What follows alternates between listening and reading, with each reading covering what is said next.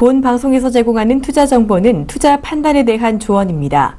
방송에서 제공하는 주식의 가치, 가격 상승 및 가격 하락에 대해서는 방송사에서 보장하지 않습니다.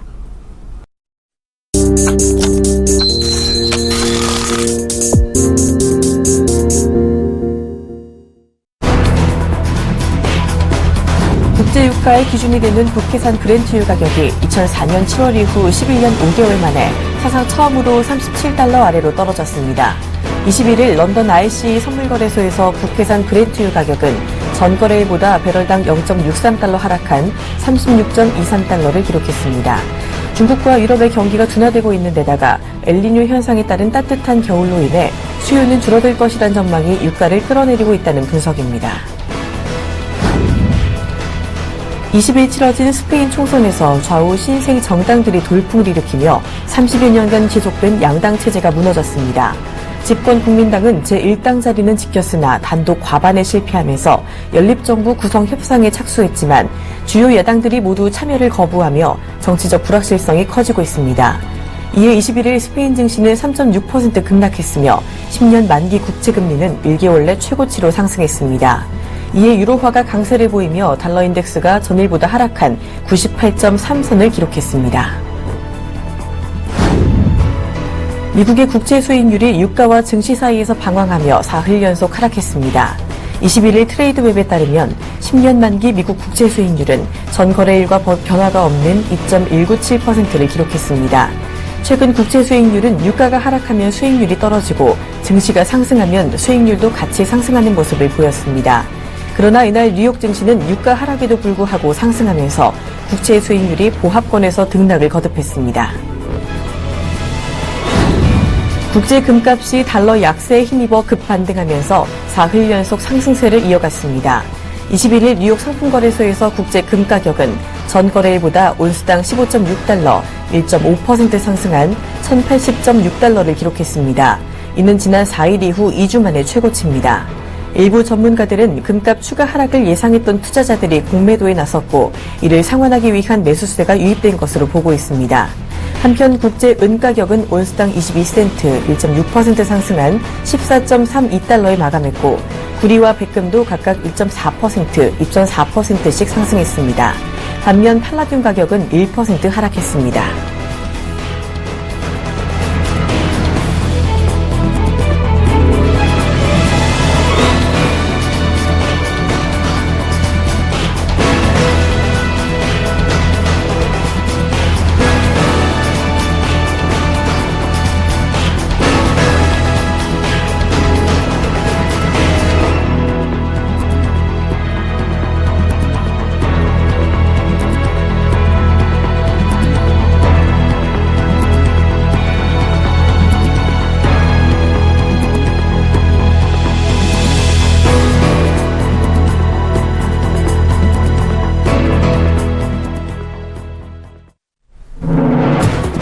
안녕하십니까. 출발증시와이드 박진영입니다.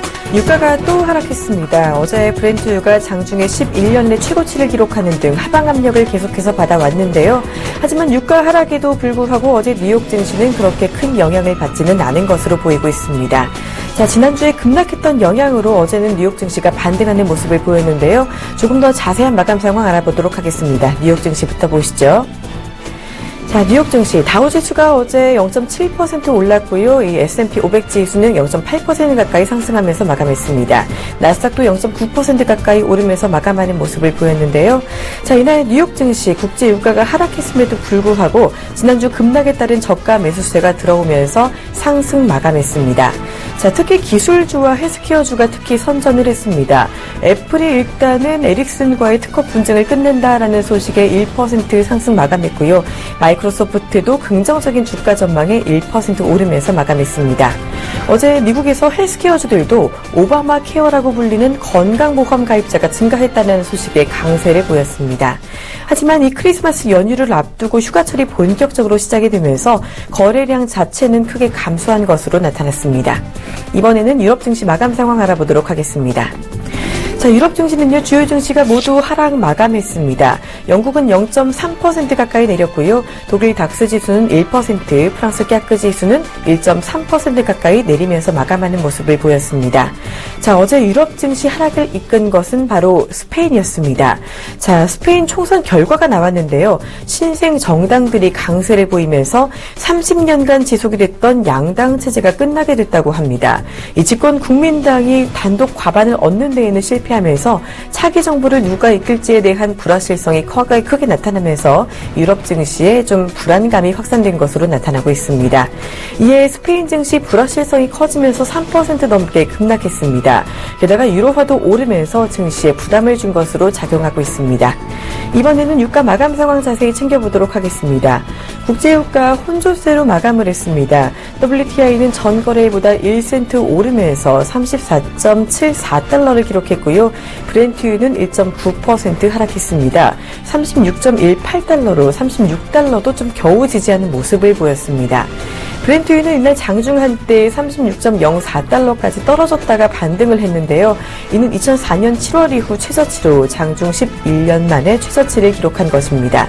원유 시장의 공급 과잉은 이어지고 있지만요. 수요가 크게 회복되지 않을 거라는 전망이 유가 하락을 이끌고 있는 것으로 보이고 있고요. 올해 특히 겨울이 예전만큼 춥지가 않아서 난방유에 대한 수요가 좀 감소될 거라는 전망이 역시 유가 하락을 이끌고 있는 것으로 풀이되고 있습니다. 이번에는 아시아 마감 상황 알아보도록 하겠습니다. 자, 아시아 증시 어제 혼조세를 보였습니다. 중국 증시는 랠리를 보인 가운데 일본 증시가 주춤한 모습을 보였는데요. 먼저 일본 증시 0.37% 내리면서 18,916포인트를 기록했습니다. 니케이 지수가 장중 한때 1.8%까지 떨어진 가운데 그나마 좀 낙폭을 축소한 것으로 보이고 있는데요. 일본은행의 부양책이 기대에 못 미치면서 엔화가 강세를 보였고요. 게다가 일본 도시바가 우리 돈으로 약 5조 원에 육박하는 사상 최악의 적자를 낼 거다라는 전망이 나타나면서 증시에 부담을 준 것으로 풀이되고 있습니다. 반면 중국 증시는 반등했습니다. 1.8% 오르면서 3,642포인트를 기록했습니다. 지난주 주택지표가 호조를 보이면서 장 초반에는 부동산주가 증시를 이끌었습니다. 소비재 관련주도 잘 올랐고요. 무엇보다도 이 국영기업에 대한 개혁 기대감이 나타나면서 전반적으로 증시가 상승폭을 확대해 나가는 모습이었습니다. 자, 이번에는 국내 마감 상황 알아보도록 하겠습니다. 어제 우리 양시장 모두 반등에 성공했습니다. 코스피가 일단 0.3% 오르면서 1981포인트를 기록했고요. 코스닥은 0.18% 오르면서 668포인트에 마감하는 모습을 보였습니다. 코스피 어제 하락 출발한 이후에 등락을 거듭했습니다. 외국인이 장 초반에 매수를 하나 싶더니 이내 매도 전환을 했고요. 그만큼 외국인이 방향성을 잡지 못하는 모습을 보였습니다. 결국은 외국인이 1141억 순매도하면서 14거래일째 매도 행진을 이어갔습니다. 다만 기관이 2150억 원 순매수하면서 지수를 다시금 받쳐주는 모습을 보였습니다. 어제는 증권주가 급등했고요. 의료정밀과 철강금속 그리고 음식료 업종이 오름세를 보였습니다. 코스닥은 어제 또 강보합 마감하는 모습을 보였는데요. 수급상으로는 외국인과 기관의 쌍끌이 매도가 나왔습니다. 뚜렷한 방향성에 따른 움직임이었다라기보다는요. 이 개별 종목의 이슈에 따라서 각자 움직이는 모습이 나타났습니다. 무디스가 주말 사이에 한국의 신용등급을 올렸지만 외국인의 수급은 좀처럼 개선되지 않았습니다. 다만 신용등급 상승에 따라서 원화가 하락했는데요. 어제 원달러 환율은 5원 40전 하락하면서 1177원 60전에 거래를 마쳤습니다. 자, 글로벌 증시가 각국의 이슈에 따라서 움직이고 있는 모습입니다. 대외적인 변수도 분명히 중요하겠지만요. 이제는 정말로 내부적인 모멘텀을 찾을 때가 아닌가 싶습니다. 출발 증시 와이드 지금 시작합니다.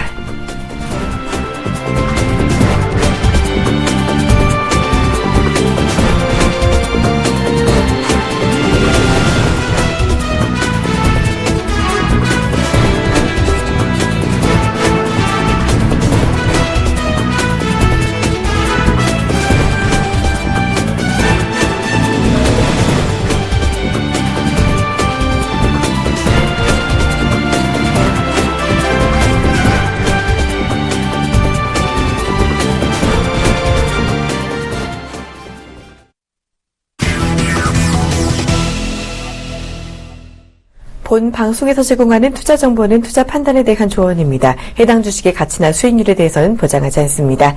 자, 지금 이 시간 국내외 증시 리뷰에 더해서 전략까지 자세히 들어보는 시간이죠. 시황의 신, 오늘은 SK증권 영업부 PIB 센터 이재광 이사와 함께합니다. 안녕하세요. 네, 안녕하십니까. 네, 국제유가가 어제 일단 브렌트유가 급락을 했습니다. 뉴욕 증시는 그럼에도 불구하고 따라 내리지는 않는 모습을 보였는데요. 어제 특히 유럽 증시가 스페인 증시가 내리면서 같이 내림세를 보였습니다. 자, 먼저 글로벌 증시 전체적인 상황부터 정리 부탁을 드릴게요. 네, 참 우리가 가장 많이 최근 들어 가장 많이 쓰는 말이 다사다난했던 한 해가 가고 있다 하는 말일 겁니다. 그만큼 연말이 다가온다고 있다는 거죠. 여러분 보시기에 제 왼쪽 가슴에 무슨 배지가 하나 달려있죠. 저희 증권회사 배지인데 이게 제가 저희 증권을 말씀드리고자 하는 것이 아니라 이 나비 날개 모양을 하고 있어요. 그래서 제가 증권사를 선택한 가장 큰 이유 중에 하나가 이 나비처럼 헐헐 날았으면 하는 바람으로 증권사도 선택했고 여러분에게 방송을 해드리고 있는데 매년 느끼는 겁니다만 연초의 기대감이 연말로 갈수록 수그러들고 있고 또 그것이 실망감으로 바뀌는 해가 많았다는 점을 다시 한번 말씀드립니다. 올해도 뭔가 기대에 찼는데 뭔가 좀 2% 정도 부족한 그런 느낌을 보여주고 있지 않나 생각이 되는데요. 자, 올 한 해 마무리 여러분 잘하셔야 되지 않나 하는 생각을 가져보고요. 저도 여러분의 마무리를 하는데 일조라도 도움이 되게끔 방송을 진행하도록 하겠습니다. 제가 왜 이렇게 장황하게 서두를 꺼내냐 하는 것은 여러분도 익히 아실 겁니다. 너무 어렵습니다. 국내 시장뿐만 아니라 전 세계 시장 움직임 자체가 굉장히 일희일비하는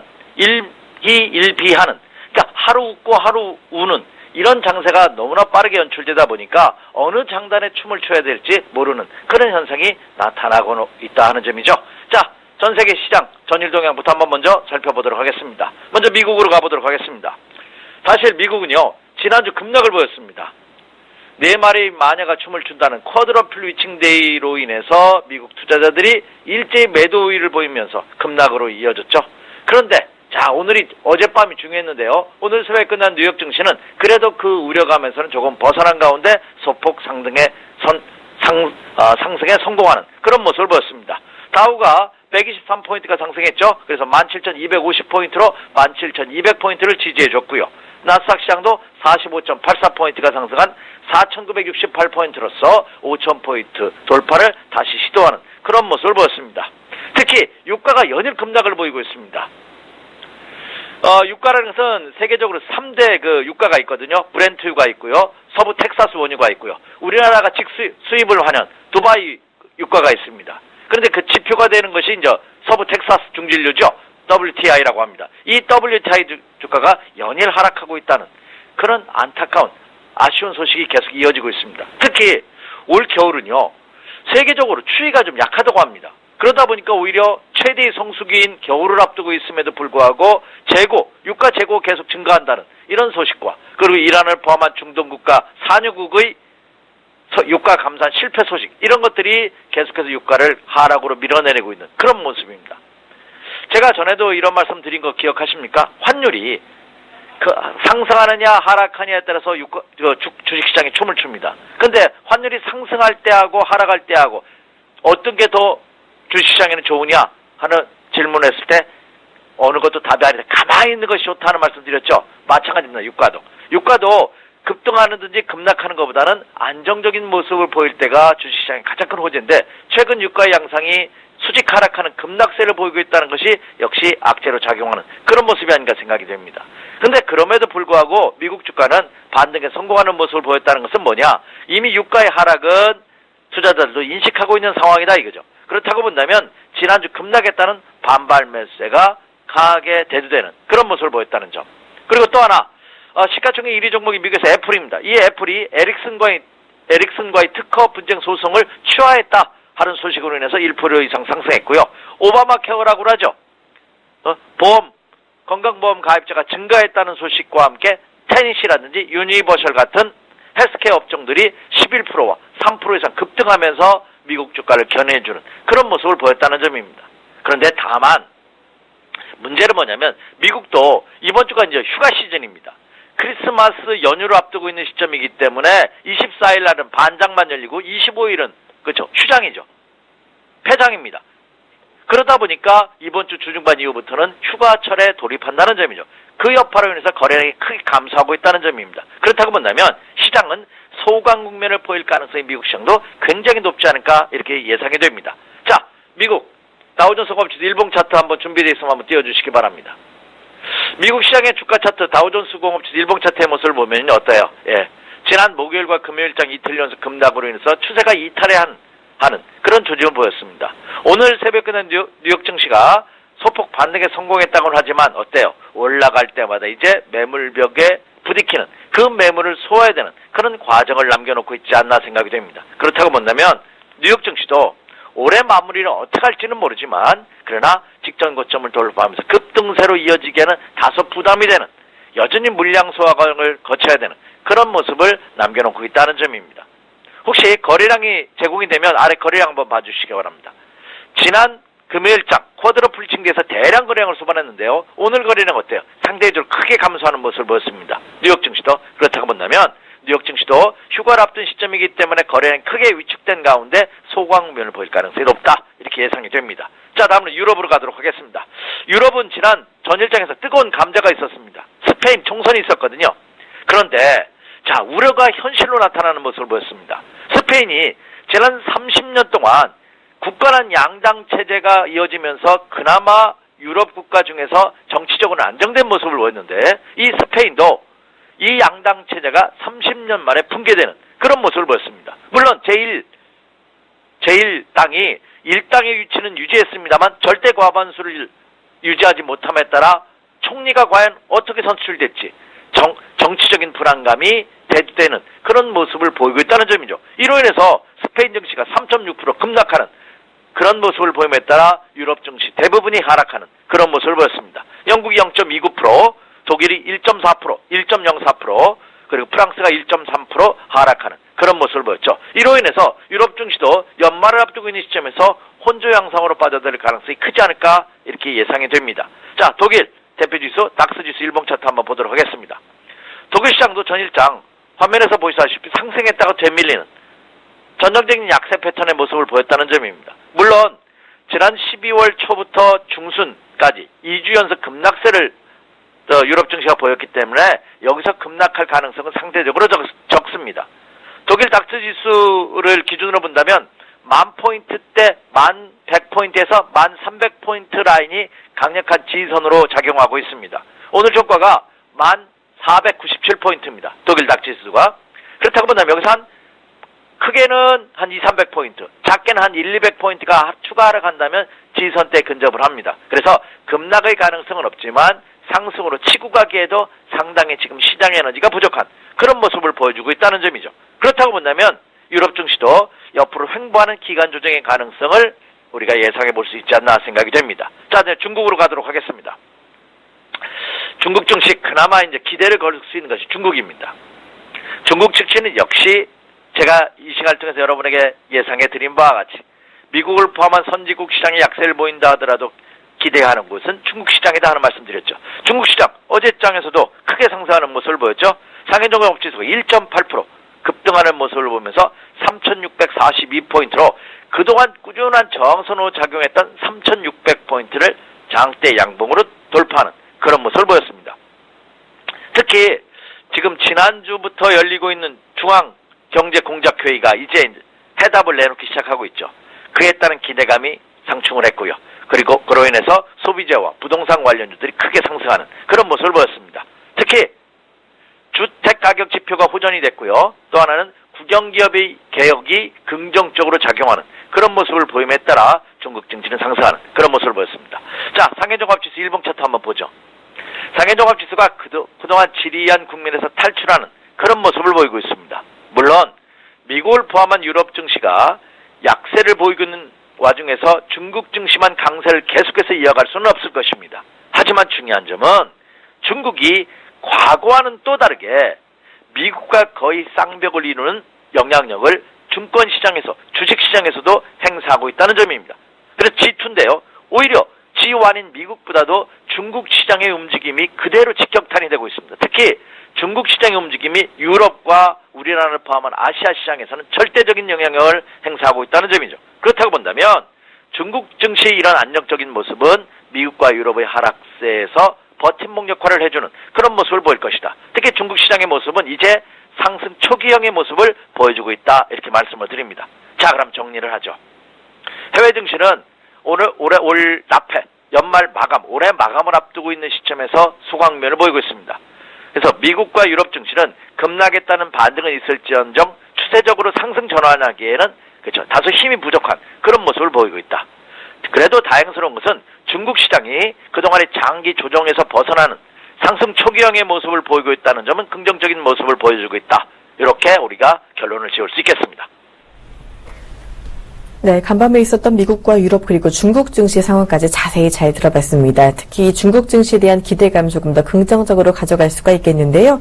자, 조금 전에 말씀을 해주신 대로 스페인 총선 불확실성으로 스페인 증시가 급락했고 유럽 증시도 영향을 받았습니다. 이에 유로화 강세와 달러 약세가 나타나기도 했는데요. 자, 스페인 하면 사실은 우리와는 조금은 먼 나라가 아닐까 싶은 생각이 없지는 않지만 이 사실이 또 우리 시장에도 악재로 작용을 할 수 있을지가 궁금합니다. 네, 이 스페인의 불안감이 계속해서 이어진다고 한다면 역시 우리나라도 악재가 될 가능성이 높죠.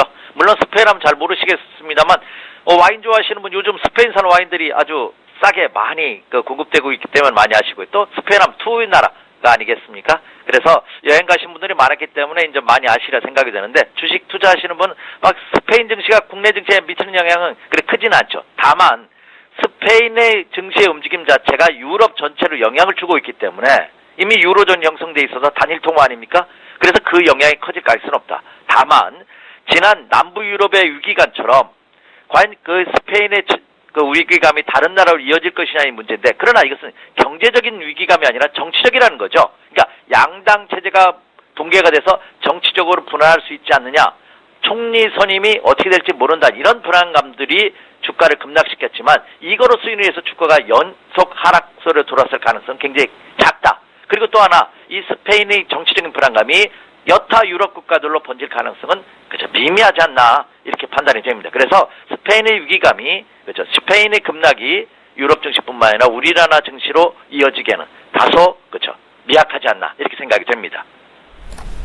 네, 만약에 우려감이 전반적으로 유럽에 계속해서 이어진다면 우리 증시에도 영향을 줄 수 있겠지만 예전 그리스처럼 경제적인 문제가 아니라 정치적인 불안감인 만큼 우리 증시에 아주 큰 영향까지는 없을 거라는 전망을 주셨습니다.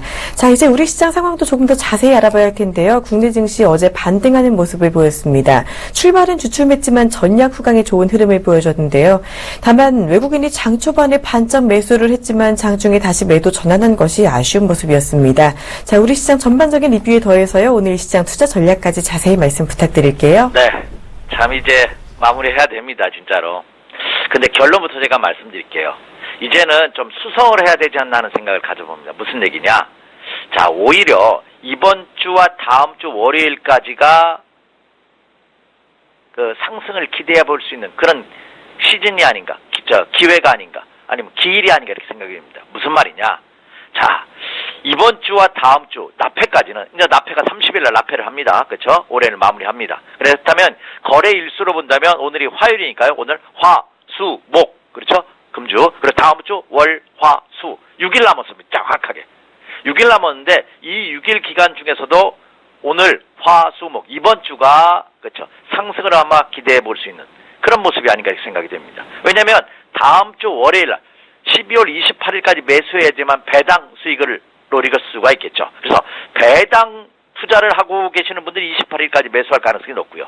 또 하나 국내 기관 같은 경우에는 다음 주 들어서는 윈도우 드레싱 효과가 있죠. 연말 결산을 앞두고 있는 시점에서 장부가를 갖다가 수익률을 좋게 만들기 위해서 하락하면 매수에 들어올 가능성이 높습니다.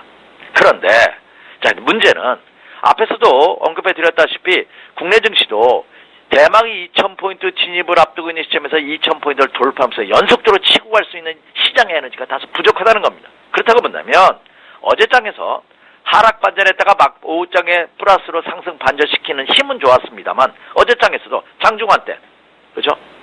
고점을 찍어주는 장중환 때 1986포인트까지 올라갔다가 결국 종가는 1981로 밀리는 그러니까 올라갈 때마다 고점의 매도 세력도 만만치 않음을 우리가 시장에서 느끼고 있다는 점입니다. 특히 유가가 지속적으로 하락하고 있다는 점 그리고 정크펀드, 그로 인해서 정크펀드가, 그쵸, 수익률이 굉장히 저조합니다. 그래서 정크펀드의 우려감이 계속해서 제기되고 있다는 점, 이런 점들이 복잡적으로 작용하고 있지 않나 생각이 됩니다. 다만 어제장에서 국내 증시가 강했던 것은 무디스가, 그쵸, AA2 등급으로 우리나라가 3대 신용평가 회사, 특히 무디스가 신용평가를 한 것 중에서 최상위 등급입니다. 프랑스와 같아요. 일본보다도 높습니다. 신용 등급이. 그 소식이 이어졌습니다. 이것이 복합적으로 작용하면서 상승은 했지만 그 시장 체력은 그렇게 만만치 않는, 녹록치 않은 그런 모습을 보였다는 점이죠. 그리고 또 하나 중요한 것은 우리의 방한커께서도 언급해 주셨네요. 이 외국인들의 매도세가 예사롭지 않습니다. 이번 달 12월 들어서만요, 3조 670억 원어치를 순매도했어요. 근데 그것도 3조 원 정도 매도했다는 것도 문제지만, 지난 3년 동안, 연 기준으로 봤을 때요, 지난 3년 동안 그래도 외국인 투자자들이 꾸준한 매수를 보이다가 올해 들어서 매도로 연간 기준으로 전환됐다는 점입니다. 그리고 또 중요한 것은 12월 달 들어서 단 하루, 12월을 시작하는 12월 1일 단 하루만 매수 우위를 보였을 뿐이지 2일부터 오늘까지 연속 14일 동안 매도 우위를 보였다는 점입니다. 그것이 14일 연속 매도한 금액이 3조 1,800억이에요. 자, 이 외국인의 매도가 무디스의 신용등급 상향 조정 소식, 그리고 미국 금리 인상에 대한 인상 발표로 인해서 불확실성이 해소됐음에도 불구하고 외국인들의 매도가 좀처럼 수그러들지 않고 있다는 점입니다. 물론 최근 외국인들의 매도는 일부 긍정적인 논자들은 미국계 자금이 아니라 사우디아라비아를 포함한 중동계 자금이다 하는 의견을 내놓고 있습니다. 여튼 중동계 자금이든 미국계 자금이든 유럽계 자금이든 간에 외국인의 매도가 지속되고 있다는 점은 역시 국내 시장에 대한 불안감을 해소시키는 아직 역부족이다. 그 물량을 국내 기관이라든지 개인 투자가들이 소화할 수 있는 역량이 아직은 국내 시장은 부족하다는 점입니다. 그렇다고 본다면 국내 시장 증시는 대망 2,000포인트를 앞둔 시점, 그리고 연말 윈도우 드레싱과 배당 투자를 앞둔 시점이 호재와 악재로 치열한 매매 공방을 벌이면서 기간 조정의 가능성이 높지 않을까 생각이 됩니다. 그래서 저는 하락할 때 매도할 필요는 없겠지만 상승한다면 현금 비중을 좀 비축해 놓는, 오히려 그래서 올해는 주식보다는 현금을 좀 확보한 가운데 내년장을 맞이하는 것이 좋지 않을까 이렇게 생각이 됩니다. 더군다나 자, 주식시장은 제가 말씀드렸죠, 주간으로 본다면 주초가 강하고 주중반 이후가 약합니다. 또 연간으로 본다면 1월달이 강하고 12월달이 약합니다. 그래서 제뉴얼 이펙트라는 말이 그래서 있는 거죠. 그래서 1월에 대한 새로운 새년이 시작하는 것에 따른 기대감이 부풀어 오르는 것이 1월입니다. 하지만 12월 달이 만약에 주가가 어제처럼 계속해서 상승세를 보인다면 상승은 한번 이익실을 했다가 1월 달의 향방을 보면서 다시 저점 매수해도 충분하지 않을까. 그래서 오히려 저는 이번 주뿐만 아니라 다음 주까지 전략도 신규 매수는 연속 하락할 때 단기적인 매매, 단타 매매 하나고 주력 배팅은 좀 자제하는 것이 좋겠고, 오히려 보유주식은 반등 시 좀 줄여나가는 그런 전략이 필요하지 않을까 생각이 됩니다. 국내 코스피장 일봉 차트 한번 보도록 하겠습니다. 한번 띄워주시기 바랍니다. 네, 한번 보시면 국내 증시도 1차 반등권대에 진입한 그런 모습을 보였습니다. 이미 제가 이 시간을 통해서도 지지난주 국내 시장이 1900포인트도 붕괴 위험성이 있는 지난 12월 14일 날 월요일이었습니다. 1919포인트까지 장중 저점 찍으면서 1900포인트도 불안한 것이 아니냐 하는 주가의 급락을 보일 때 반등 국면이다 하는 말씀드렸고, 그 반등 목표치가 이제 와 있는, 그러니까 1960에서 1980포인트 90포인트 라인까지가 이제 반등 목표치입니다. 왜냐하면 대망 2000포인트는 2000포인트 돌파에 따른 분당감이 여전히 상승하고 있다는 거죠. 그렇기 때문에 1차 반등 목표치에 진입한, 여기서 추가 상승을 하기 위해서는 강력한 모멘텀이 새롭게 있어야 되는데 그 에너지가 아직은 부족한, 그래서 국내 증시도 1980포인트 라인을 1차 저항선으로, 그리고 1950포인트 라인을 지지선으로 한 그런 지루한 국면이 이번 주, 다음 주까지 이어질 가능성이 크지 않을까 이렇게 예상이 됩니다. 그렇다고 본다면 일단 상승 시에는 비중을 좀 축소해서 현금을 조금 더 확보하는 이런 매매 전략이 요구되고 있다, 이렇게 말씀을 드립니다. 네, 일단 이번 주와 다음 주 월요일까지 증시 상승을 노려볼 만한 시기다라는 말씀까지 해주셨습니다. 배당을 노린 매수가 28일까지 이어질 거라는 점을 짚어주셨는데요. 상승 시 이익 실현을 하자라는 말씀을 해주신 만큼 매수보다는 좀 매도 타이밍을 잘 맞추시는 게 중요해 보입니다. 자, 외국인 매도세 같은 경우는요, 사실 말씀을 해주신 대로 이 무디스가 한국의 신용 등급을 올렸음에도 줄어들지 않고 있습니다. 원달러 환율과 이 외국인 수급의 상관관계 같은 경우 이사님께서 예전부터 말씀을 쭉 해주셨는데 어제 그래도 이 무디스 호재로 원달러 환율이 소폭 내리기는 했거든요. 이런 상황으로 봤을 때 환율 안정화와 외국인 매수 기대해 볼 수는 없을까요? 네, 아주 좋은 질문이세요. 어제 그래도 원달러 환율이 5원 40전 하락을 했죠. 그래서 1177원 60전으로 마감을 했습니다. 1180원대를 돌파할 때만 해도 굉장히 불안했죠. 이거 뭐 1200원대까지 가는 것이 아니냐 하는 우려감이 들었습니다만 좀 하락해서 하는데 여전히 1200원대 진입에 대해서도 예상하시는 외환 전문가들이 있어요. 한번 가만히 한번 지켜보세요. 지난 10월 달에는 원달러 환율이 얼마까지 내려가 1120원이었어요. 그때는 1100원이 붕괴되면서 원화 강세가 워낙 강하다 보니까 수출 관련주들이 악영향을 줬거든요. 근데 이건 뭐 한두 달 만에 이거 1190원대, 1180원대를 넘어서는 이런 급등락을 하고 있다는 점이죠. 여전히 환율 시장에 대한 불안감은 아직 가시지 않고 있다는 점입니다. 국내 주식 투자 하시는 분이 가장 큰 아킬레스건이 바로 이거고, 정부 당국자, 이번에 이제 경제부총리도 바뀌셨죠. 네. 정치인으로 이제 전에 국토부 장관을 하셨던 분이 이제 경제부총리가 되셨습니다. 유 장관께서, 정치인이 이제 경제부총리 되셨는데, 뭐 큰 기조의 변화는 없을 것이다, 이런 발언을 하셨더라고요. 그래서 큰 정책에 대한 불안감, 그러니까 수장이 바뀜에 따라, 경제 수장이 바뀜에 따라 뭐 새로운 불안감은 야기되지 않을 것입니다. 하지만 여전히 원달러 환율에 대한 불안감은 상존하고 있다는 점이죠. 그러니까 환율 시장이 안정화돼야지만 그 안정화가 외국인들이나든지 국내 투자자들한테 인식이 돼야지만 외국인 투자가들은 매수에 나설 가능성이 크지 않을까. 특히 미국 금리 인상이 발표가 되고, 그리고 더군다나 여기에다가 기습적인 무디스의 신용등급 상향 조정 소식이 있었음에도 불구하고 외국인의 매도가 이어지고 있다는 것은 외국인의 전략에서 보면 단순히 국내 시장이 좋고 나쁨을 떠나서 세계에서 달러 수요가 급증하고 있다는 점, 그리고 선진국, 특히 미국으로 선진국으로 자금 이동이 이미 시작되고 있는 과정이다, 이렇게 볼 수 있다는 점입니다. 그렇다고 본다면 우리나라에 투자하고 있는 외국인 투자가들은 포트폴리오 재편이라든지 아니면 변화를 통해서 매도 물량은 더 나올 가능성이 높고, 지난주까지나 지지난주까지 일단락 될 것이라고 많은 전문가들이 예상을 했습니다. 저도 그렇게 예상을 했습니다만 그 이후에도 외국인 투자가들이 매도가 지속적으로 나오고 있다는 점은 아직까지도 완료되지 않은, 여전히 달러 수요가 필요한 그런 국가들이 상존하고 있다는 점. 또 하나, 최근 들어서는 중동계 자금이 국내 주식시장의 외국인의 매도를 주력을 이루고 있는데요. 이 중동계 국가들이 유가 하락이 지속되고 있는 한, 자기 국내적인 기업으로 본다면 운영자금이라든지 국가로 본다면 국가자금, 통치자금이나 여러 가지 이런 내적인 요소로 인해서 계속해서 매도에 나설 가능성이 크지 않을까, 이렇게도 판단이 됩니다. 그렇다고 본다면 이 외국인의 매도 여부는 국내 원달러 환율 시장뿐만 아니라 전 세계 시장의 움직임 또한 같이 봐야 되는 그런 어려운 국면이 아닌가, 이렇게 생각이 됩니다. 그래서 말씀해 주신 대로 이 원달러 환율 동향이 외국인의 매매에 직결된다고 저는 생각을 합니다. 어제 일시적으로 하락하면서 안정적인 모습을 보였지만 향후 원달러 환율 시장이 안정되느냐의 여부, 1170원이든 1150원이든 1180원이든 이것이 중요한 것이 아니라 이 라인에서 딱 박스권대의 틀에 갇혀서 움직이는 이런 안정된 모습을 보여주느냐의 여부가 관건이 될 가능성이 높다. 그렇다고 본다면 주식 투자하시는 분이라 할지라도 이 원달러 환율 동향의 움직임을 먼저 체크한 이후에 주식 투자를 하셔도 늦지 않겠다, 이렇게 생각이 됩니다. 네, 달러 강세 기조가 이어지고 있는 가운데 원달러 환율 아직까지는 안정화가 되고 있다라고 보기 어려운 만큼 외국인의 수급 개선 여부도 조금은 더 두고 보실 필요가 있겠습니다. 자, 조금 전에 투자 전략 말씀해 주시면서요, 주력 베팅은 조금 자제하고 단타 매매 위주로 대응하자라는 말씀해 주셨는데요. 자, 그렇다면 이 시기에 단기 매매를 진행할 때 조금 더 관심 가져볼 종목과 주의해야 할 점은 어떤 것들이 있을까요?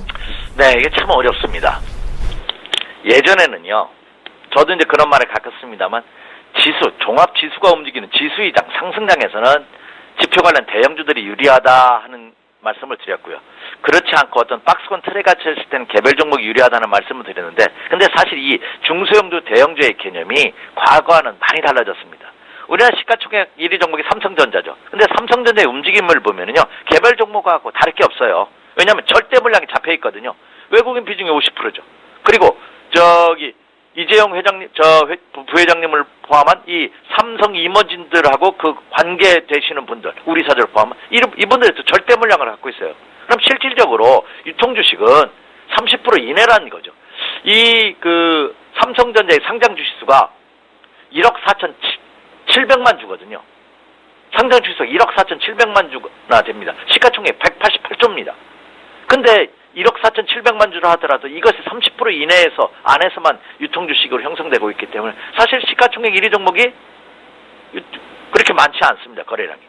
자, 그것처럼 지금 장은 말씀해 주셨죠. 단기 매매만 가능한데 단기 매매가 어떤 것이 좋으냐 하는 질문을 하신다면 역시 일단 낙폭이 많이 된 거. 연속 이틀, 하루 10%씩 단기적으로 한 20-30% 빠졌다. 이런 것들은 충분히 단기 매매력 있지 않나 생각이 되고, 물론 업종으로 본다면 이런 박스권역에서 움직이는 업종이 대표적인 게 있어요. 제가 이 시간을 통해서 많이 연결드렸던 자산주들, 고가 자산주들, 그리고 제약 바이오 업체들, 이런 업체들이 업종상으로는 특징적으로 움직입니다. 오늘 새벽 끝난 뉴욕 증시에서도 가장 대표적인 것이 바이오 헬스, 오바마 케어 관련 바이오 헬스 관련주들이, 헬스케어 관련주들이 장을 이끄는 모습을 보였죠. 그렇다고 본다면 국내 시장에서도 그동안 낙폭화됐던 이 바이오 제약 관련주들이 단기 매매권에 들어올 가능성이 높다. 이렇게 말씀을 드리고, 또 하나는 자동차 관련주에서 전기차 관련주들이 장을 이끌고 있죠. 전기차 관련주에서 전기차 부품을 납품하는 업체들, 이런 종목군들도 하나의 테마를 형성시킬 가능성이 높다. 이렇게 생각이 됩니다. 자, 그런데 주의할 점은 개인 투자자분들께서 테마를 쫓아다니기엔 굉장히 어려움이 많습니다. 그래서 저는 제 고객분들한테 지금 유행하고 있는 테마들 너무 눈여겨보지 마십시오 하는 말씀 드립니다. 저희들처럼 장이 시작하기 9시부터, 장이 시작한 9시부터 오후 3시까지, 아니, 장 시작하기 최소한 2시간 전인 7시부터 장이 끝나고 나서 2시간 후인 5시까지 풀로 시장을 분석하고 쳐다볼 수 있고, 전략을 짜는 이런 시간적 여유를 갖고 있는 분이라면 상관이 없습니다만, 그냥 간접적인 투자를 하는 일반 개미 투자자분들께서는 그 정도 시간 할애하기가 어렵지 않습니까? 그리고 분석하는 그 기법이나 기술도 좀 부족하실 테고요. 그런 분들이 단기 매매에 들어가서 수익을 내기에는 너무 어렵다는 거죠. 상승장에서도 어려운데요. 그렇다고 본다면 이런 장에서는 조금 쉬시는 것이 좋겠다 생각이 됩니다. 그리고 또 하나, 제가 팁을 하나 또 드릴게요. 전문가들, 그러니까 증권사 관련이라든지 경제학자라든지 증시 관련된 분이 이런 방송이라든지 지면 글을 통해서, 신문이라든지 방송을 통해서 매도하십시오 하는 말을 하기에는 굉장히 어렵습니다. 왜냐? 매도하라고 했다가 그분을 갖고 계신 분한테 지탄을 많이 받고요. 또 하나, 만약에 매도라고 했는데 그 주식이 상승해버리면 이거는 진짜 몰매를 맞습니다. 이거 상승합니다, 좋습니다 했는데 빠졌어요. 그럼 어느 정도 좀 익숙치가 돼서 좀 용서해 주시는 분들도 있는데 그런 어려움이 있다는 거죠. 그래서 이런 전문가들, 저를 포함해도 마찬가지입니다. 이거 좋습니다, 한번 매수 관심을 가져보십시오, 이런 말을 하지 않고 조금 관망하든지 좀 보수적으로 하십시오 하는 얘기는 이건 매도하라는 얘기로 여러분이 인식하시면 확실하지 않나 생각이 됩니다. 그래서 저도 오늘은 여러분 매도하십시오 이런 말은 못 드려도 조금 보수적으로 관망하시면서 안정 투자하십시오, 이렇게 말씀을 드립니다.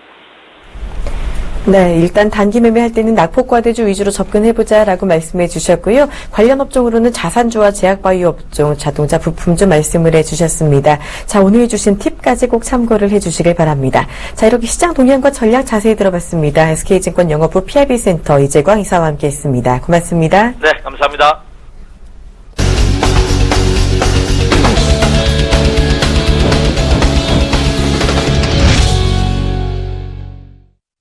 야간 선물시장 마감 상황을 통해서 오늘장 시초가 예상해보고 전략까지 알아보는 시간입니다. 지금 이 시간 샘플러스 김선철 멘토와 함께합니다. 안녕하세요. 네, 반갑습니다. 안녕하십니까? 네, 반갑습니다. 자, 일단 어제 야간 선물 마감 상황 분위기부터 짚어주시죠. 어제 분위기는 그렇게 썩 좋지는 않았습니다. 어제 시작과 출발과 동시에 많은 하락갭을 좀 보였던 야간 선물 시장이었는데요. 일단은 마감은 241.05, 정규시장 대비 약 한 0.19% 정도 빠진 자리에서 마감을 했습니다. 환산지수로 보면 1970포인트 선에서 지금 자리 구간을 좀 확인을 할 수 있을 것 같은데요. 그러니까 사실은 어제 같은 경우와 오늘과 일단은 그 시초가 부분도 이 야간 선물 시장 가지고 좀 예측이 좀 불가능하지 않을까라는 조금 말씀을 먼저 언급을 해드리고 좀 말씀을 좀 드리겠습니다.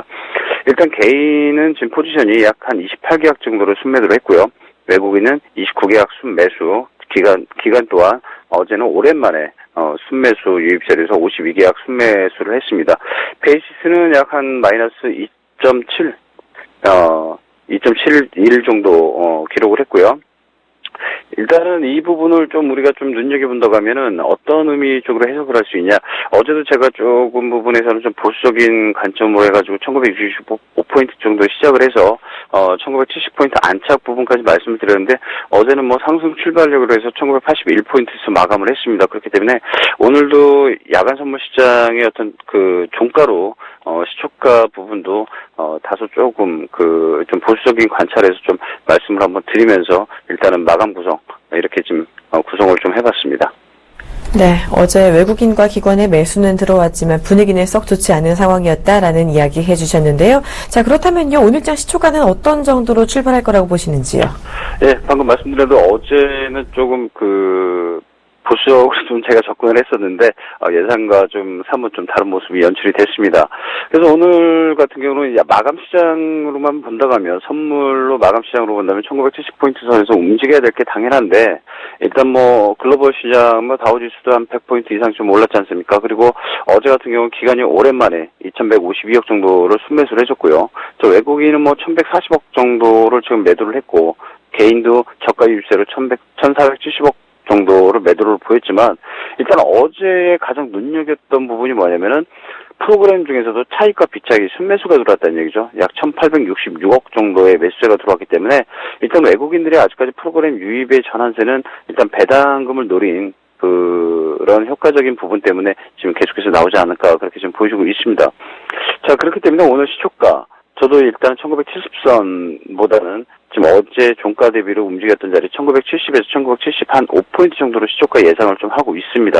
그래서 아직까지는 뭐 다음 주까지는 배당납 기준이 있기 때문에 일단 시초가 부분이 일단 중요한 것보다는 일단 종가 안착이죠. 그래서 일단 저는 아직까지도 1970포인트가 굉장히 이동평균선의 위치적으로 본다면 피봇 저항대에 계속해서 걸려있다. 그렇게 좀 말씀을 드리면서 오늘 시초가 1970에서 1975포인트 정도 일단 시초가 예상을 한번 보수적으로 다시 한번 어제와 동일로 말씀을 좀 드려보겠습니다. 시초가 같은 경우 사실 야간 선물 마감 상황 이후에도 변수가 많은 만큼 조금 다른 모습을 나타낼 수도 있겠는데요. 오늘은 일단은 1970에서 75포인트 정도 예상을 해주셨습니다.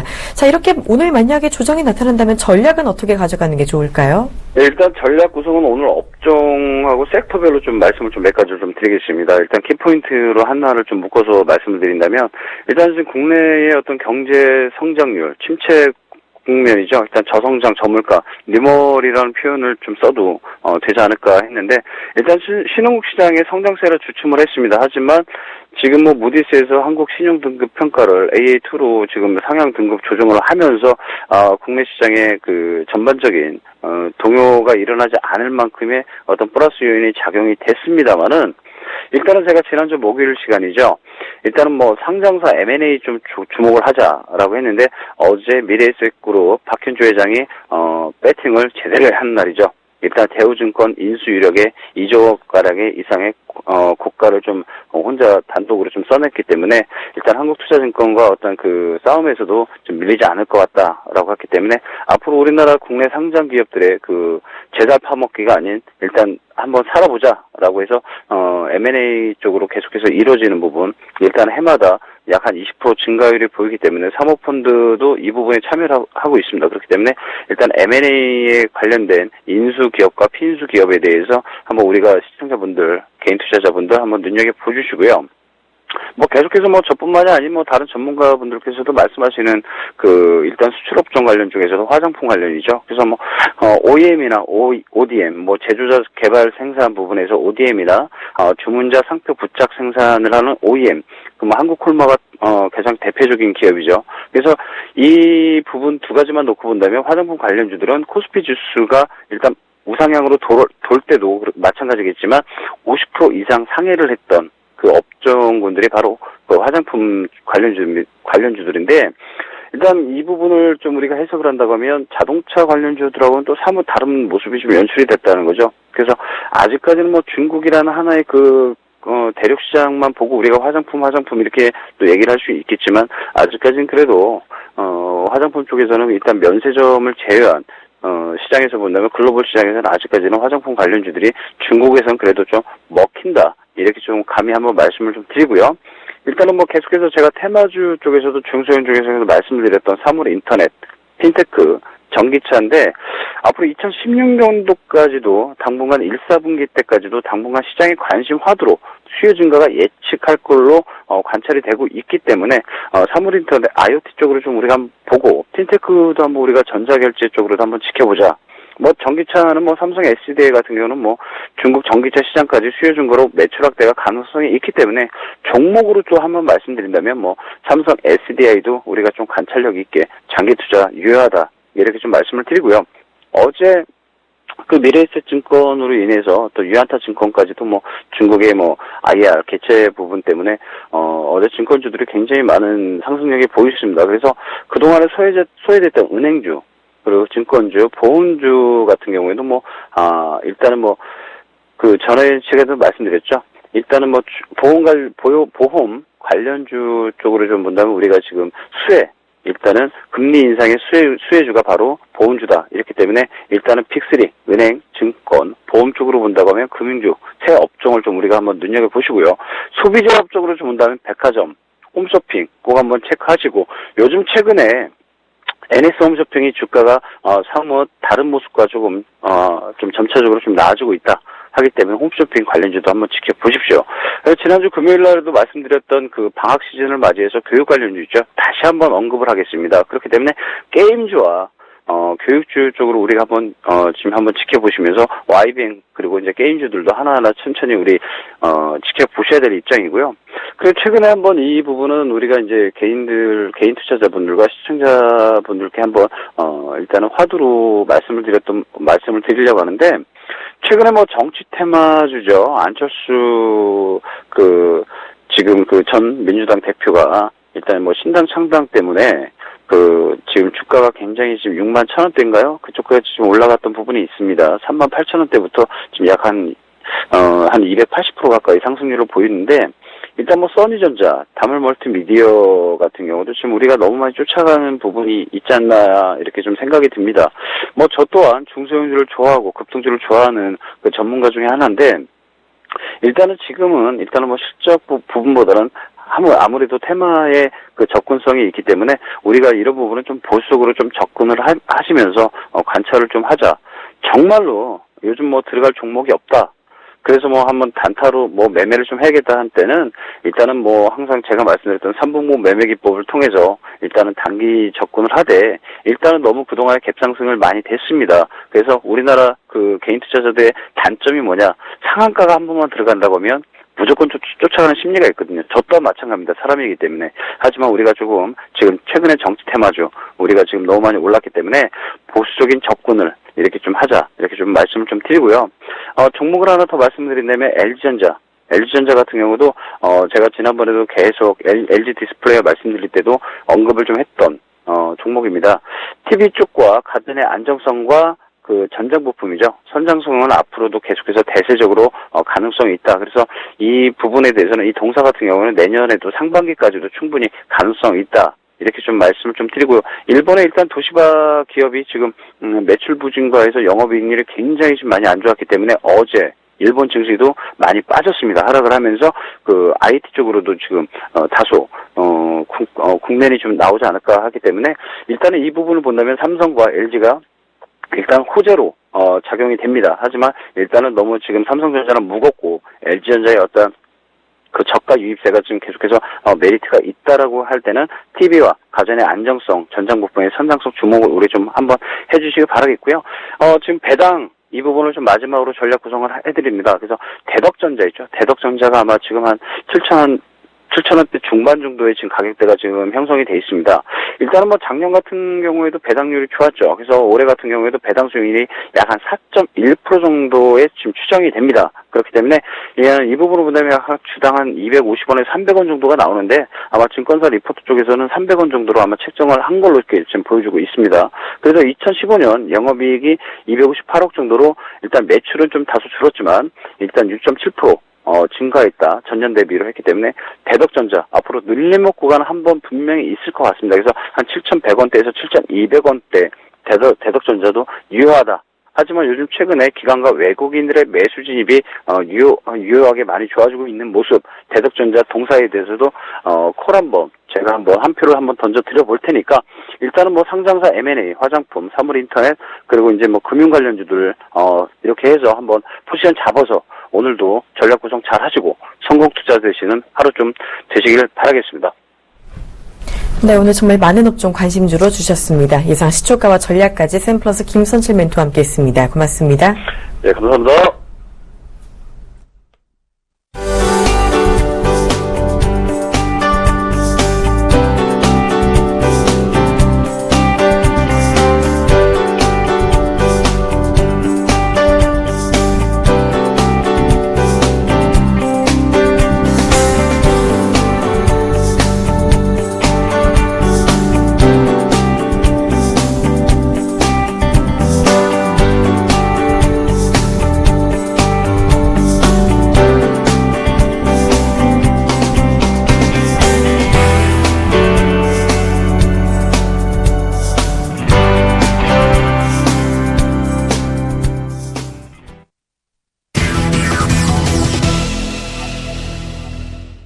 이드코의 상한가 팩토리 시즌2 시간입니다. 지금 이 시간 여의도에 계시는 샘플러스 이드코 멘토 만나봅니다. 안녕하세요.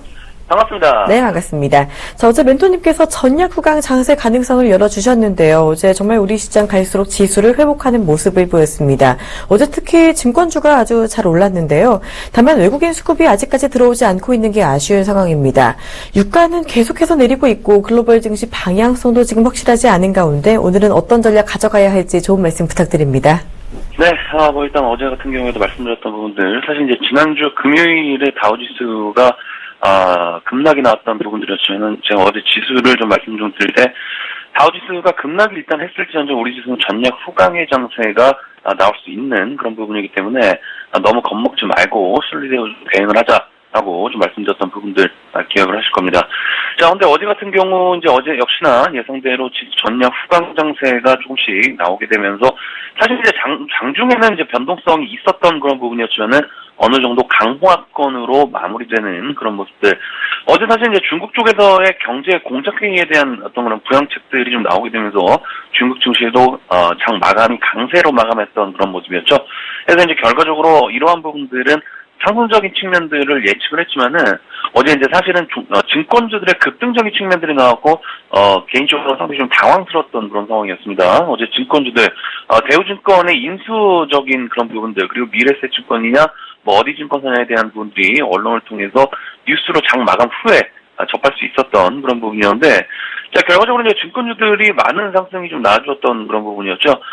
지수보다는 재료성으로 인해서 재차 상승권역에 들어와서 지수 대비보다는 더 나은 상승률이 나왔던 그런 흐름이었는데 자, 이번에 지수 바닥권에서 올라올 때 증권주들 매번 지수 상승신 때마다 우리 상한가 팩토리를 통해서 추천 좀 드리곤 했었는데 이번에는 함께 추천드리지 못했던 그런 부분이어서 상당히 좀 아쉬웠던 그런 상황들. 자 이제 결국에는 이제 대우증권도 마찬가지의 관점이 되겠지만은 이 61선에 대한 강력한 돌파가 현재 필요한 그런 상황이 되겠죠. 그래서 증권주들 보유하고 계신 분들은 61선을 돌파하는지에 대한 부분들부터 체크를 하시는 전략이 좋은 그런 상황이지 않나 싶고요. 자, 결국 이제 어제 다우지수나 유럽 증시도 어느 정도 상승권역에 다시 들어온 그런 부분이 되면서 오늘 우리 증시 또한 재차 전일 말씀드렸던 61선에 대한 부분들 이번 주에 돌파 시도를 한번 해줄 것으로 좀 예상되는 그런 부분이 되겠죠. 현재 저항권에 들어와 있는 61선 그리고 121선과 21선 거의 이제 대부분의 수급선들이 코스피 속에서는 지지를 하다가 저항으로 변질되어 있는 그런 상황이기 때문에 이 라인들을 돌파하기 위해서는 강력한 수급적인 부분들과 호재적인 부분들이 동시에 다발적으로 나와주거나 어떤 그런 외국인들의 매수세, 결국 이제 외국인들이 매수에 들어오기 위해서는 현재 상황들을 어떤 그런 더 크게 호재로 덮을 수 있을 만한 부분들, 더 큰 호재가 좀 나와줘야 되는데 그러한 부분들이 없게 되다 보니까 현재 구간 추가적인 하락이 좀 나오게 되면은 손실권역으로 들어오는 기관들이 그 물량을 그대로 받아주는 모습에서도 알 수 있듯이 현재 구간은 어느 정도 바닥권에서 잡아주는 일단은 그런 모습이다. 자, 하지만 저항 이상이 존재를 좀 하고 있기 때문에 현재 큰 급등보다는 상승과 하락이 좀 나오게 되면서 저항 구간들을 흡수하면서 우하향적인 측면들, 즉 기간 조정을 통해서 저항 이평 라인들에 대한 끌어내림이 있어줘야 어느 정도 저항 구간이 유연해질 수 있는 그런 부분이기 때문에 코스피 코스닥 마찬가지의 관점에서 61선에 대한 부분들 상당히 좀 중요하게 보시고 지속적인 돌파 여부 중점적으로 보시면서 확인하시는 게 좋은 그런 부분이지 않나 싶습니다. 자, 코스닥도 마찬가지의 관점이 되겠죠. 어제 이제 장중의 변동성이 상당히 심했어요. 마이너스 전환했다가 플러스 전환하고 또다시 강보합권으로 마무리되는 그런 모습이었는데 어제 사실은 이런 일부 테마주를 제외하고서는 거의 이제 거의 많은 종목들이 쉬어가는 그런 모습들이 좀 나와주었는데 지난주 금요일부터 말씀드리고 있는 섹터, 제약바이오 섹터 중에 61선 부근에서 움직이고 있는 셀트리온과 한미약품 이 종목 두 종목이 어제 이제 모두 상승권역에 좀 들어온 그런 모습이 되겠지만은 일단은 뭐 한미약품은 플러스 마감한 그런 모습들, 셀트리온은 보합권에 현재 어제 마무리되는 그런 모습이었는데 자, 글쎄요, 일단 뭐 단기적으로는 바닥권에서 뽑아 올렸었던 그런 제약바이오 섹터가 되겠죠.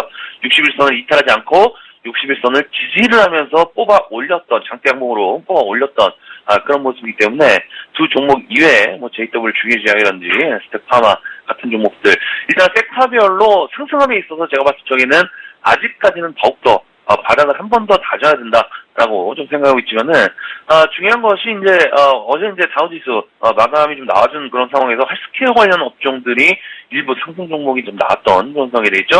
그래서 이제 뭐 오늘 같은 경우에는 한미약품 같은 경우에는 오늘 상승 출발 가능할 것으로 일단 예상이 되는 그런 상황에서 제가 이제 봤을 적에는 어제부터 이제 말씀 좀 드렸지만은 제약바이오 섹터 쪽은 이번 연도 12월보다는 내년 초에 더욱더 기대가 된다라고 말씀 좀 드렸습니다. 많은 종목군들이 내년 초에 임상에 대한 종료적인 측면들, 그것은 곧 어떤 결과물로서 수치화된 계산들이 나올 수 있는 그런 부분이기 때문에 이번 연도보다는 내년이 더욱더 빛날 수 있는 상승 클라이막스가 나올 수 있는 제약바이오 섹터다. 자, 이번에 이제 삼성도 송도에다가 뭐 바이오 단지를 조성을 하면서 제2의 반도체로서의 역할을 어떤 그런 바이오에다가 승부를 거는 그런 모습인 것 같은데, 자, 결국 이제 이건희 회장님도 못한 것이 인간 생명의 연장의금이 되겠죠. 즉, 새 자해 물결로 불릴 만큼 인간이 마지막까지 해결해야 될 숙제이지 않나, 이런 그런 부분이지 않나 싶습니다. 자, 해서 제약바이오 섹터에 물려 계신 분들, 일단은, 배당을 받아야 되는지에 대한 부분들부터 체크해 보시면서 내년까지는 일단 홀딩해 보신 전략으로 보시는 것이 현명한 그런 방법이지 않나 싶고요. 자, 어제 이제 위메이드 같은 경우에도 플러스권에 좀 마무리되는 그런 모습이 되겠죠. 바닥 라인을 잡아주면서 외국인과 기관들에게 일단은 동시 순매수가 들어오는 그런 모습들. 자, 지속적으로 이탈되지 않고 하방 경직성을 튼튼하게 잡아주는 역할이기 때문에 그 부분들 잘 체크하시면서 신작 게임에 대한 이슈 나올 날들이 얼마 남지 않았다라고 좀 보시는 게 좋을 것 같습니다. 자, 해서 뭐 아직도 뭐 언론에서 뭐 산타 랠리 하는데, 자, 2000에서 3000 가야 산타 랠리지 2000 갔다가 1900 갔다가 다시 2000 가는 것은 뭐 크게 의미가 없는 그런 부분이기 때문에 다시 한번 말씀드리지만은 산타 할아버지의 가장 큰 매력은 우리가 자고 있을 때 모르고 있을 때 몰래 찾아오셔서 선물을 드리고 가는 그런 부분이다. 자, 해서 너도 나도 알고 있는 그런 상황에서는 큰 매력이 없다라고 좀 생각을 하고 있는 그런 부분이기 때문에 상황 정리 잘 하셔서, 자, 오늘은 정강 후양, 그러니까 지수가 상승권역에 좀 들어오더라도 다시 한번 61선을 맞고 떨어지는 그런 흐름들 나올 수 있는 그런 상황이기 때문에 너무 무리하지 마시고 파이팅 하시는 하루 되시기를 바라겠습니다. 오늘 사학과 팩토리는 여기까지입니다. 고맙습니다. 네, 오늘도 좋은 말씀 고맙습니다. 지금까지 샘플러스 이드코 멘토와 함께했습니다. 자, 우리 시장 어제에 이어서 오늘도 반등 출발 준비를 하고 있는 상황입니다. 개장 후 전략은 잠시 후 2부에서 알아보겠습니다. 고맙습니다.